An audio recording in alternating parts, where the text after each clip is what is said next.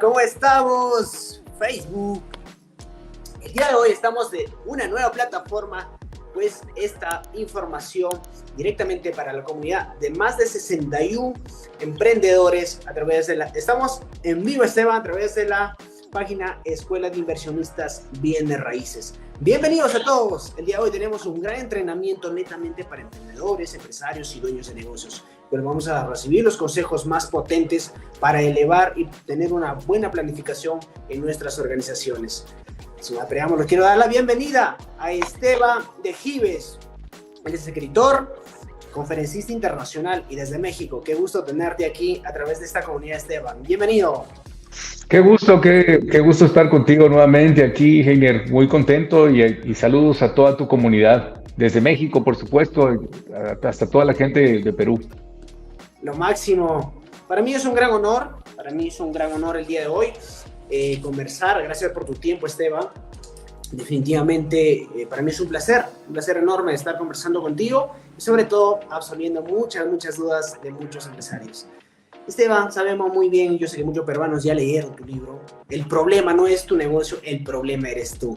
Coméntame un poco de ti y parte después de esta experiencia que has plasmado en tu libro. Claro, pues mira, básicamente lo que pude poner en el libro fue una recopilación. Yo soy un convencido de que todos aquellos que escribimos es para nosotros, más que para el público, es para nosotros el poder poner en orden nuestras ideas.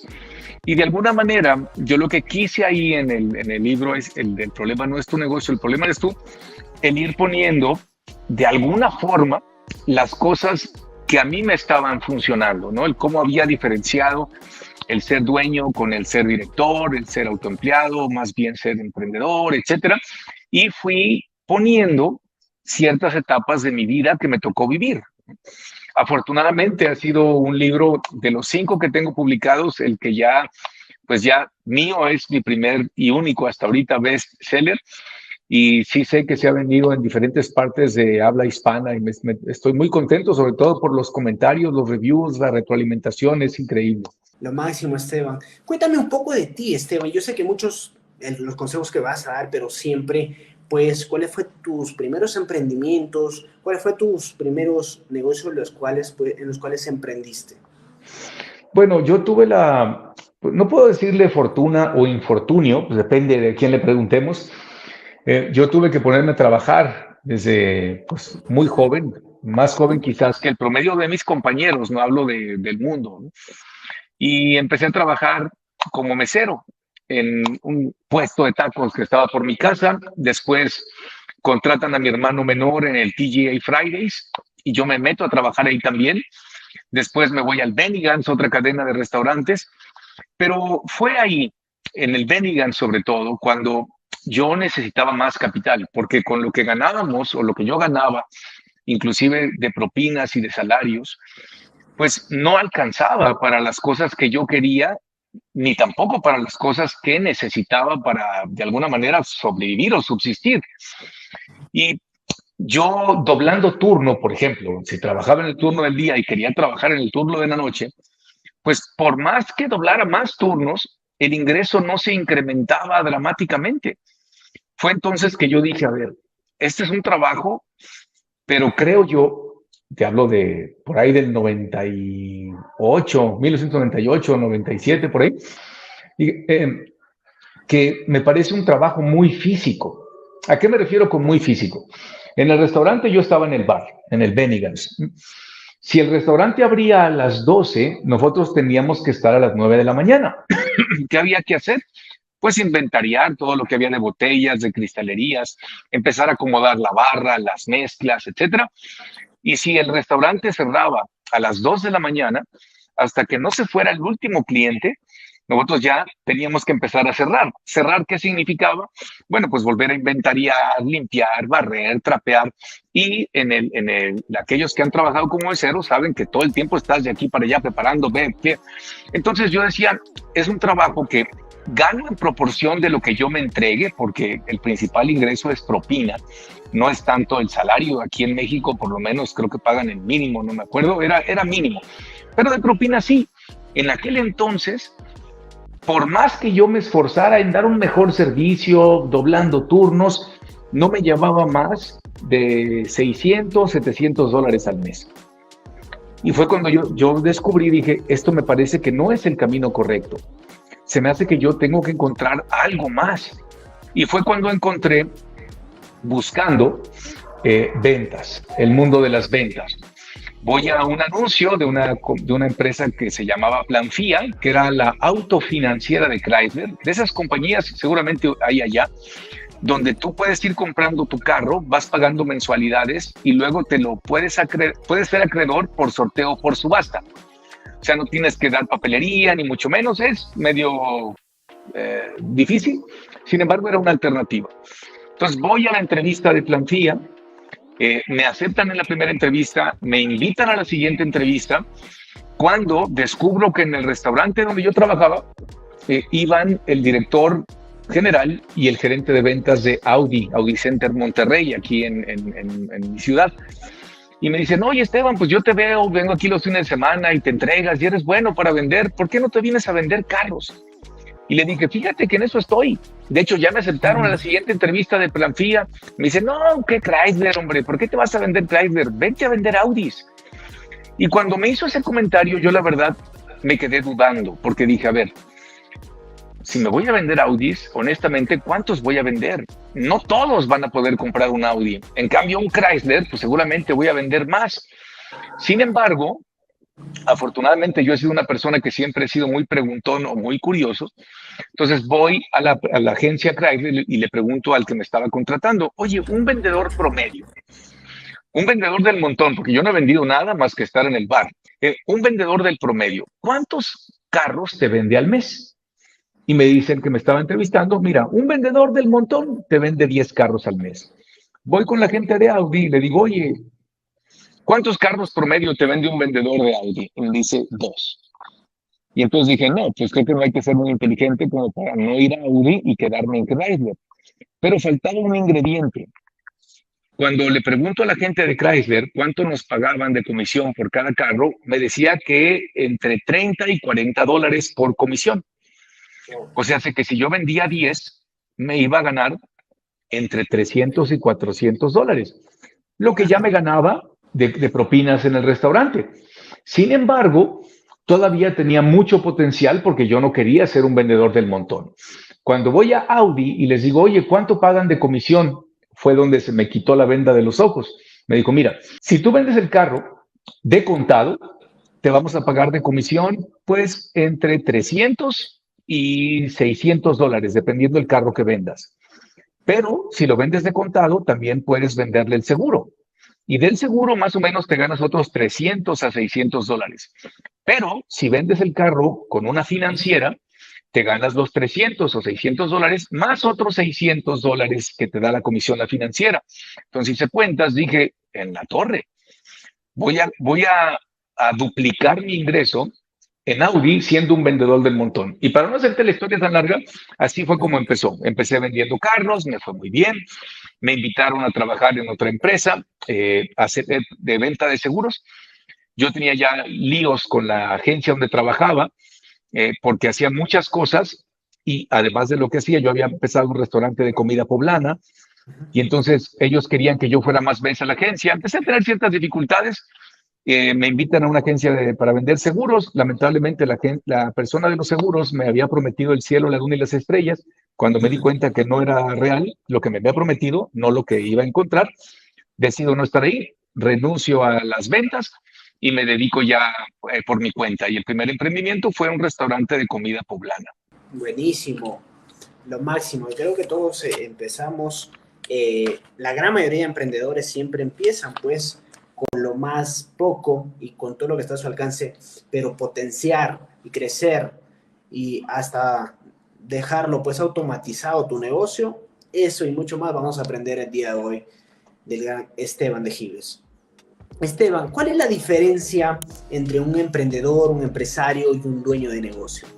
Mira, yo creo que la diferencia está que le querramos dar, ¿no? Porque un emprendedor es una persona que emprende algo. Para mí, una persona que emprende algo puede ser que emprende un proyecto de trabajo, puede ser una persona que emprende ahora como gerente o como ejecutivo o como vendedor. Ese es un emprendimiento. También emprendimiento se le llama cuando alguien inicia por su cuenta, está emprendiendo algo por su propia cuenta. Si hablamos de dueño, pues un dueño es una persona que es propietaria de una empresa. Un empresario, siendo muy estricto con la terminología, pues es una persona que tiene empresas, ¿no? Buenísimo. Hablaba mucho de tu, bueno, en el entrenamiento que siempre brindas, virtuales, hablabas mucho sobre, pues, el tema del personal, las estructuras empresariales. Me encantaría que nos comentes sobre cuál es la estructura de un negocio, cuál es la verdadera estructura o la estructura correcta de un negocio.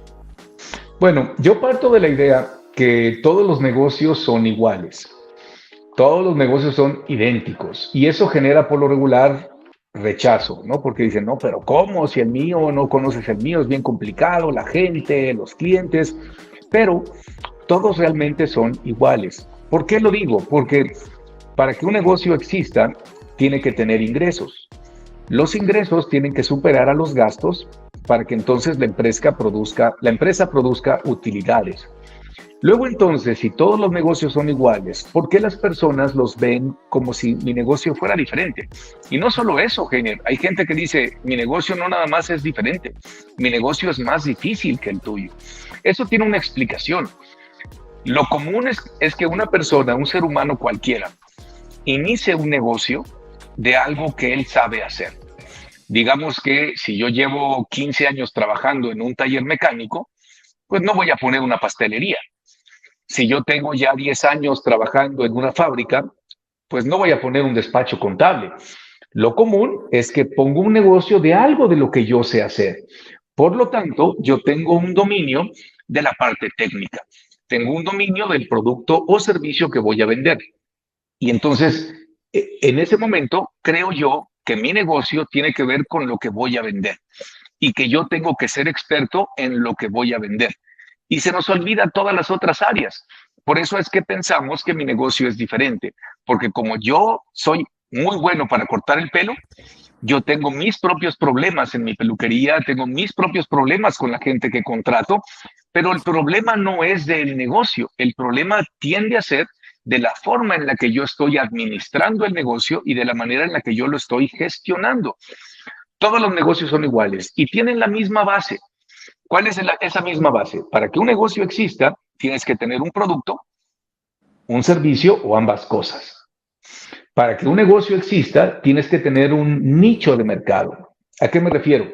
Que tengas dentro de tu mercado meta un nicho que esté dispuesto a comprar lo que tú vendes, al precio que lo vendes, con las condiciones en las que tú lo vendes, ¿ok? Entonces llevamos 2 puntos. Todo negocio, la estructura es, tengo un producto o servicio. Punto número 2, tengo que tener un nicho de mercado. Punto número 3, tengo que tener una estructura. Tengo que tener procesos, protocolos, misión, valores, reglas, etcétera, y un equipo de trabajo. ¿Para qué?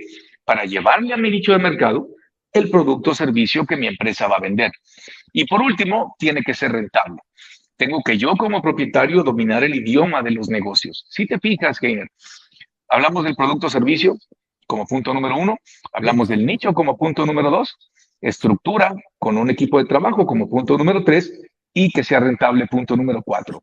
Lo común es que los emprendedores, los dueños de negocio, solamente dominan el primero. Dominan el producto o servicio. Pero cuando ya hablamos de nicho, ahí medio empiezan a titubear. Bueno, pues yo le vendo al que sea. No, no puede ser al que sea. Sí, Esteban, yo le vendo a la industria. Sí, pero sabes que la industria también se puede considerar a alguien que fabrica tubos en la cochera de su casa. Bueno, sí, pero no es mi cliente. Ah, bueno, ¿cuál sí? El punto número 3 es donde ya ahora sí se empieza a cascabelear. Por eso es que son pymes, porque no sabe el dueño cómo crear una estructura que sea sólida y replicable.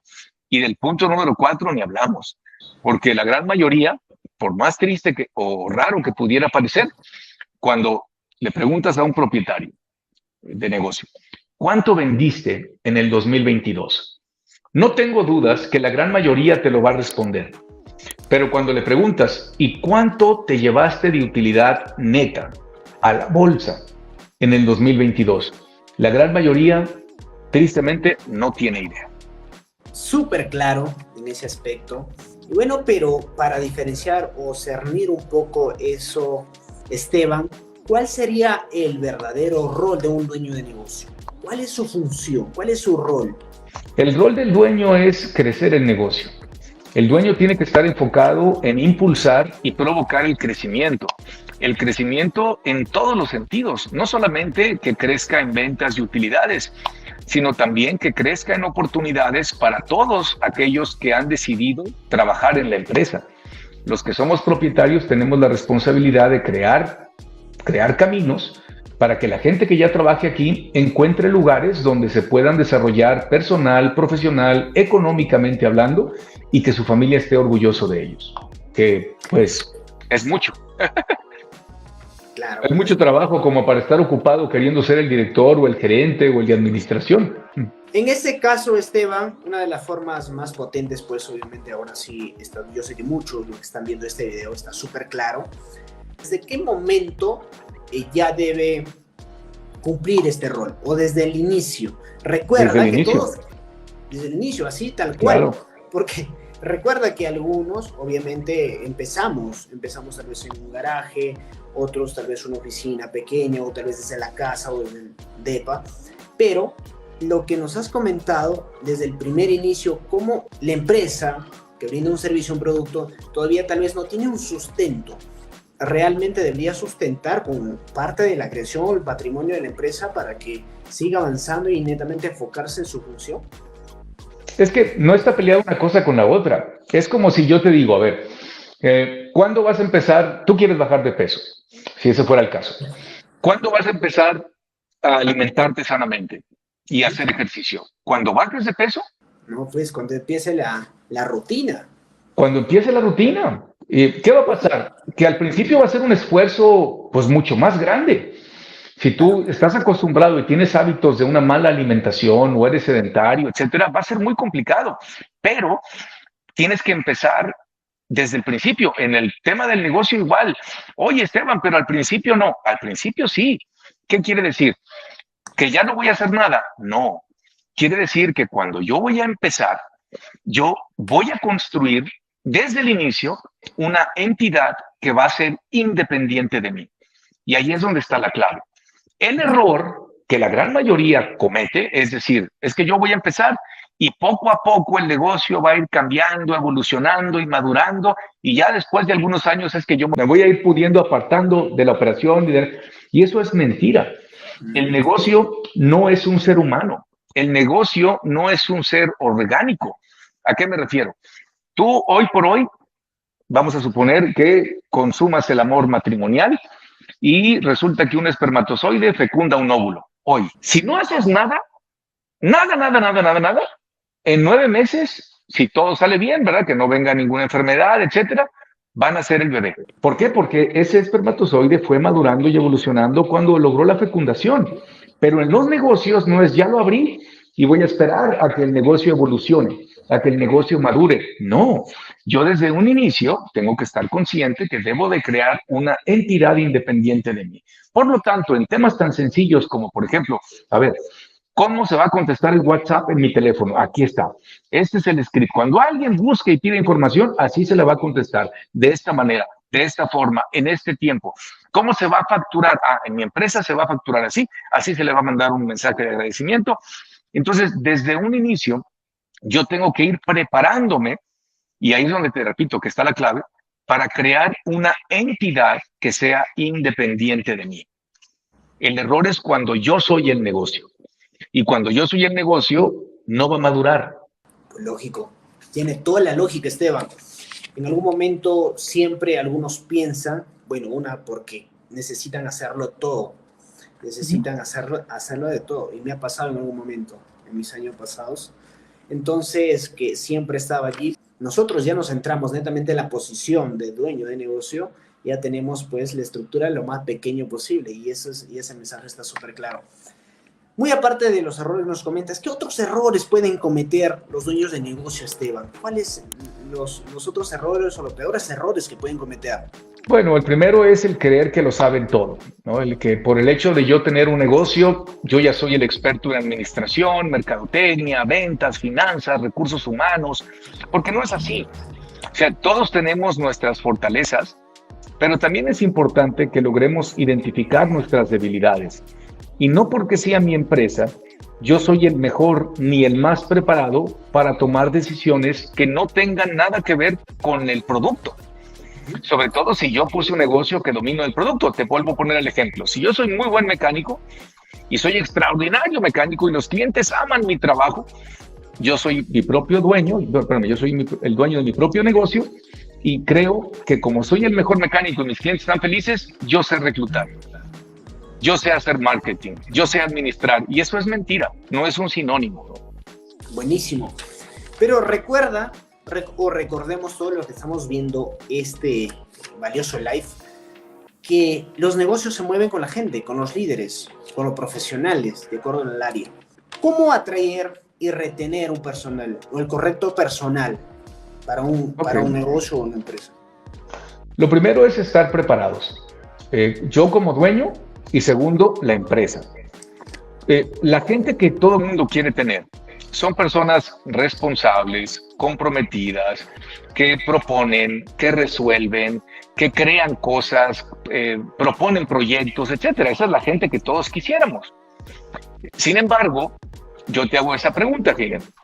Una persona así, con esas características, ¿va a querer ganar poco, más o menos, o va a querer ganar bien económicamente? ¿Cómo debe de ser el jefe de esas personas? O sea, ellos van a buscar tener un buen jefe, un buen líder, una persona que les ayude, que les inspire, que les motive, que les empuje, que los haga, que los obligue a mejorar. Si yo no tengo esos tres factores, va a ser muy difícil. A veces, Heiner, somos afortunados, y lo digo tal cual. Hay veces que contratamos y tenemos la fortuna de que nos toquen personas que son los mínimo, que sean responsables. Me refiero a responsables porque es su naturaleza. Y así que trabajen conmigo, contigo, con el que sea, ellos van a trabajar y se van a comprometer y van a estar dispuestos a hacer lo que haga falta. El problema viene en que con el paso del tiempo se dan cuenta que la empresa no está bien, que no tiene buenos jefes, que no tiene buenas métricas, que no tiene un proceso, que no hay un buen ambiente de trabajo y acabamos por echarlos a perder. El equipo de trabajo esté comprometido, es un trabajo de la empresa, tiene que lograr eso, pero para eso tenemos que ser atractivos para ellos.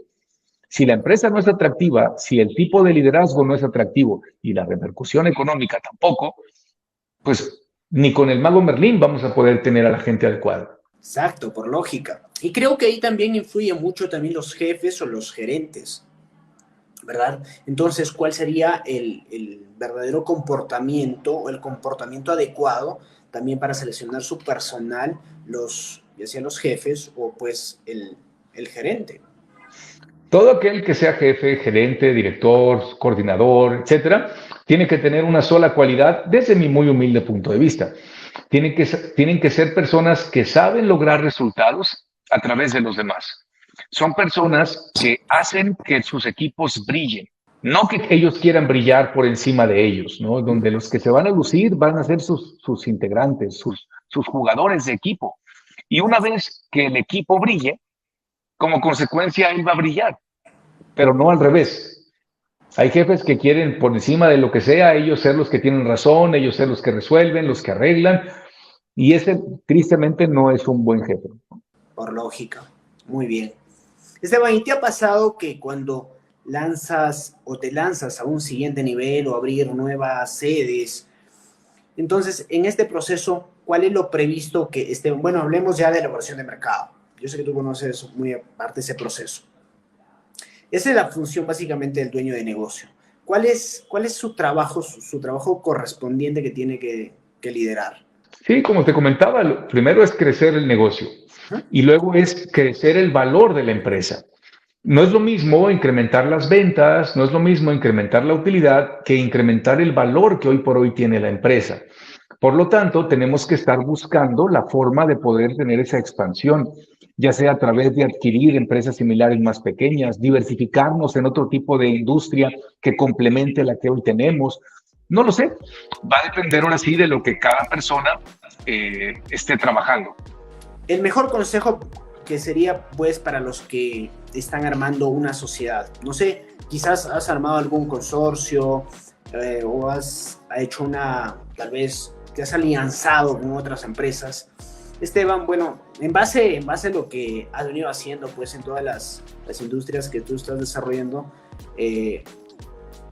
o brindando esos servicios, me encantaría que nos comentes básicamente cuál es la mejor forma para poder tenerlo claro, ese tema de las sociedades. Bueno, lo primero es definir para qué quiero un socio. ¿Qué es lo que estoy buscando con un socio? Eso es lo más importante. Una vez que ya lo tengas identificado, bueno, asegúrate de aliarte con una persona que comparta los mismos valores que tú. También asegúrate de poner todas las cartas sobre la mesa. Piensen en las estrellas, actores y actrices de Estados Unidos o de Hollywood, que ellos cuando se van a casar ya firman un acuerdo de divorcio. ¿Qué quiere decir? Que están pensando que si llega a pasar esto, ¿cómo nos vamos a arreglar? ¿Cómo vamos a separarnos? Aquí igual, si vas a tener un socio, primero, identifica para qué lo quieres. Segundo, asegúrate de que tengan los mismos valores. Tercero, asegúrate que sea una persona exitosa, una persona de la cual vas a aprender, una persona que te va a ser como inspiración. Si tú te buscas asociar con gente que no sabe más que tú, que no conoce más que tú, probablemente te puedas meter en un problema. Entonces, y asegúrate de hablar del futuro. ¿A qué me refiero con hablar del futuro? Bueno, ¿qué va a pasar si un día quiero vender la acción? ¿Puedo vender la empresa? ¿Qué va a pasar con la familia? ¿Puedo meter a mis hijos, a mis primos? ¿Eso se vale, no se vale? ¿Mi pareja? Ahorita a lo mejor no tengo, pero llega el momento de tenga. Si no se hablan esas cosas, termina por haber conflictos, separaciones, se pierden amigos, familias, etc. Buenísimo. Has hablado de algo súper espectacular, tomar acuerdos, no solo del inicio, no solo de lo que se quiere lograr, sino qué pasa pues a futuro. Se deshace la compañía, se venden las acciones o tal vez seguimos ampliando otros nuevos proyectos en el mundo empresarial. Esteban, yo sé que te ha funcionado muy bien el tema de las estrategias comerciales y al armar equipos de trabajo. Una de las cosas más importantes es el tema pues de marketing, ¿no? Porque de acuerdo a eso, ya sea diferentes métodos de marketing para promover una marca. ¿Cuál ha sido lo que mejor te ha funcionado a ti en el mundo empresarial para posicionar o hacer conocido o acogerte al mercado o acaparar gran parte de tu mercado? Mira, te puedo decir con certeza que lo primero ha sido la constancia. El no estar cambiando de una cosa a otra y ahora quiero esto y mañana otra, sino ser constante, constante, constante, persistente. Ya son casi 18 años de estar en la industria y a lo largo de ese tiempo pues he hecho muchas cosas. En primera instancia te digo es la consistencia. En segundo es buscar siempre, que eso lo tuve claro desde hace muchos años, gracias a un gran libro que se lo recomiendo de Al Ries y su hija, Laura Ries, ¿no? O Ries, no me acuerdo, pero si lo buscan por el título se llama La caída de la publicidad y el auge de las relaciones públicas. ¿Esto a qué me refiero? ¿Cómo lograr que un tercero, el cual ya tenga credibilidad en la industria a la que yo voy, pero que no sea mi competidor, diga que yo sé hacer mi trabajo? Si tú logras hacer que un tercero que sea líder de opinión dentro de la industria a la que tú quieres llegar y que diga que tú eres bueno, tienes prácticamente el 50%, si no es que más de una venta asegurada, ¿no? Porque no es lo mismo yo ir a tocar puertas. Es lo de la publicidad de boca en boca, pero aquí ya he hablado a un tema más grande. Claro, ahora básicamente el tema de las redes sociales es una palanca totalmente disruptiva que te puede llevar tu marca después desde 0 al millón. Pero la forma es cómo yo publico, qué hago, o qué ofrezco, cómo lo ofrezco, ¿no? Entonces, algunas pero aún empresas... así, Heiner, aún así, porque cualquier persona podemos pararnos enfrente de una cámara en Internet. Hay muchísima gente creadora de contenido, muchísima de gran valor, muchísima basura, muchísima contaminación y muchísimas cosas buenas. Por eso es importante que además de hacer ruido en redes, busquen medios locales, medios internacionales que ya tengan credibilidad para que entonces venzan esa barrera. Perdóname que te haya interrumpido. Buenísimo, ese está súper espectacular. Pero mira, yo sé que para todo hay nicho, ¿no? Para todo hay nicho. Y lo mejor de todo, que algunos gobiernos a nivel internacional, latinoamericano básicamente, no tiene algunas reglas o condiciones, algunas normas que puedan regular, ¿no?, lo que tú transmites a través de las redes sociales o a través de la televisión, inclusive. Tú puedes sacar un programa y manejarlo como tú desees. O sea, y hay mercado para todos. Entonces, pero si hablamos ya del futuro, vamos para un poquito más allá, hablar ya pues de las tendencias en las cuales nos tenemos que pegar. Esteban, ¿cuál es tu visión? ¿Cuál es tu visión, pues, como conferencista, como escritor, como empresario? Principalmente es ayudar a las personas que decidieron emprender a que logren libertad y tranquilidad. ¿Qué quiere decir? Que logren tener tiempo para poder hacer lo que quieran, es a lo que le llamo libertad, pero también que sean libres de su cabeza, que no sean esclavos de una idea, que no sean esclavos del status quo, que no sean esclavos de lo que la gente espera de ellos, que eso es algo que pues tristemente ocurre. Lamentablemente, las personas, los seres humanos, me incluyo cuando era muy pequeño, pues no sabemos lo que queremos. Creemos saber, pero más bien sabemos lo que la sociedad, nuestras familias y amistades esperan de nosotros. Y entonces yo tomo decisiones basado en lo que se espera de mí. Y luego con el pasar de los años es cuando empezamos a sentir un vacío, porque, ok, hice esto, hice aquello, pero ¿por qué no me siento pleno? Porque resulta que todo lo que yo hice fue lo que se esperaba de mí. Desde que nacimos, nuestros padres, ahora ya tienes 2 años, ahora tienes que ir a la escuela. Y después a la escuela, a la primaria, secundaria, preparatoria, para que tengas una carrera, para que entonces consigas un trabajo o emprendas algún proyecto. Y resulta que desde que saben que vamos a nacer, ya empezaron a preparar lo que van a esperar de mí y lo que yo tengo que hacer para ser feliz. Y esa no es libertad.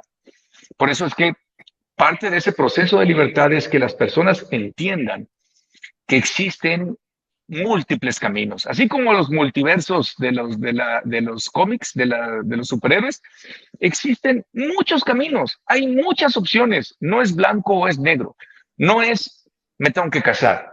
Bueno, hoy por hoy afortunadamente ya no se casan todos, ya también hay parejas que se van a vivir juntos, pero antes era, no, ¿cómo? Tienes que casarte y tienes que comprarte una casa y tienes que hacer esto, y resulta que no, actuábamos con base en lo que se espera de nosotros. Bueno, eso es libertad. Y tranquilidad porque tengo dinero para poder hacer lo que yo quiera hacer sin meterme en problemas, para poder tener esa tranquilidad. Tristemente, el tema del dinero, no sé cómo ha sonado allá en el Perú, pero aquí por lo menos en México, pues se ha satanizado un poco, ¿no? De que el dinero no compra la felicidad, que el dinero no lo es todo, que el dinero genera gente vacía, que el dinero corrompe. Y la verdad es que no, bueno, la realidad es que no es así. Probablemente haya personas que les ha tocado conocer gente que ha tenido dinero y se han convertido en malos o han sido desgraciados o han abusado, como lo hace gente también que no tiene dinero. Nada más que la gente que es mala, que tiene más dinero, pues puede alcanzar a hacer más maldad. Pero yo estoy seguro que tanto tú como la gente que nos escucha, conocemos personas que a lo mejor no tienen dinero para comer, pero si llegas tú, están dispuestos a quitarse el pan de la boca para dártelo. Seguramente conoces gente así. Y sé que también conoces personas que no tienen dinero para comer, pero tampoco quieren que tú tengas. Entonces, una persona que está dispuesta a quitarse el pan de la boca para dártelo a ti, aunque ellos no tengan, con dinero, simplemente va a exponenciar lo que es esa persona. Pero una persona que no tiene dinero y que no solamente no está dispuesta a quitarse el pan, sino que no quiere que tú tengas el tuyo, con dinero, pues va a tener más posibilidades de ser desgraciado. La realidad, por más dura, triste o vacía que parezca, como le quieran llamar, es que si tú hoy por hoy, si tienes hijos y no tienes dinero, y tu hijo se cae y se rompe la cabeza, o te lo atropellan, o te asaltan, y lo que sea, y si no tienes dinero, ¿cómo le vas a hacer? No sé si me explico. O sea, el dinero lo necesitamos para resolver muchas cosas. Oye, pero es que eso está mal. Pues a lo mejor, pero es lo que es. Definitivamente, definitivamente eso está sumamente claro. Esteban, pero al inicio, cuando tú estabas pues terminando tal vez esto, el colegio, la preparatoria, ¿tú ya estabas involucrado en el tema de emprendimiento o cuál era tu visión básicamente? Porque si tú ya has dejado un legado, ya tienes una formación empresarial y también que has ayudado a muchos empresarios, ¿cuál ha sido? ¿Esa era tu claro camino que querés? Ese es mi punto y cuando llegue eso, bueno, voy a salir completamente. No, hombre. ¿Qué? Uh-huh. No, yo lo que quería hacer, y yo sé que suena muy romántico, pero yo de niño quería ser presidente de México. Y cuando fui creciendo, me fui involucrando en la política de mi país. Y afortunadamente me involucré en la política muy joven. Tan joven como para darme cuenta de la porquería que hay en mi país, hablando de política. Y fue que me fui asustado, me di cuenta que la teoría política es preciosa, pero la realidad política no. Y la verdad me asqué y decidí no participar en la política. Sin embargo, la razón por la cual yo quería ser presidente era por la misma razón que hoy tengo. Era para poder... ¿Por qué? No sé. Ahí sí no te lo sé decir. No he encontrado la razón. Pero mis papás se acuerdan que siempre que había injusticias o cosas, yo decía, es que si fuera presidente, si el presidente hiciera esto, si el presidente hiciera aquello, ¿no? Y fue como se dio. Pero nada que ver con lo que está ahora, ¿no? Pero Esteban, ¿cuál fue ese punto de quiebre que dijiste, voy a cambiar este rumbo y me voy a volver un escritor, un conferencista y voy a ayudar a muchos empresarios? ¿Qué es lo que te motivó? Mira, te digo que desde pequeño siempre fui una persona que no me quedaba con lo mío, siempre veía por los demás, ¿no? En muchos aspectos. Claro, luego pasan ciertas cosas en la adolescencia, etcétera, pero siempre traía esa parte de la docencia, del poder dar, ayudar. Y a raíz de que me logra ir muy bien hablando como vendedor, uno de los clientes que yo tenía me dice, oye Esteban, ¿por qué no le das una plática a mis vendedores? Wow. Y le digo, ¿pero de qué? Yo no me dedico a eso. Y me dicen, no, pero nada más diles lo que hiciste conmigo. Si ellos hacen lo que tú hiciste conmigo, vamos a vender más. Y tuve la plática y la verdad es que me gustó. Y dije, órale, claro, imagínate, yo tendría 19 años, 19 o 20. Y estaba hablando con un grupo de personas que tenían mi edad ahora, o sea, tenían entre 40 a 45 años los que estaban allá. Entonces era así como que, oye, es tu hijo, ¿verdad? ¿O por qué viene a darnos una plática a un chamaco? Sin embargo, te lo puedo decir que al día de hoy no hay cosa, hablando de términos profesionales, más enriquecedora que te hable la esposa de un empresario y te diga, gracias por devolvérmelo. Gracias por hacer que esté presente, que esté en casa.